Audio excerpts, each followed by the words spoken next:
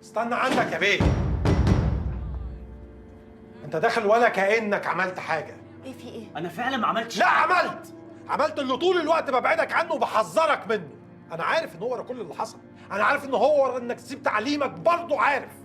مش هو خالد اخويا؟ يا اخي مش عايزك تبقى زيه. اهدى بس يا سيف. بس انت اسكتي خالص.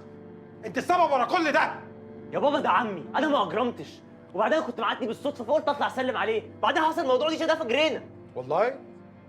وانت ايه اللي وداك اصلا؟ كنت بدور على شغل. شغل ايه يا بيه؟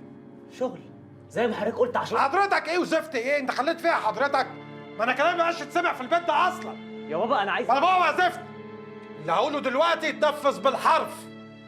عمك اللي هو اخويا مش عايزك تعرفه تاني. لو شفته في الشارع كأنك ما شفتوش. وده اخر تحذير ليك يا عمر. فاهم ولا لا؟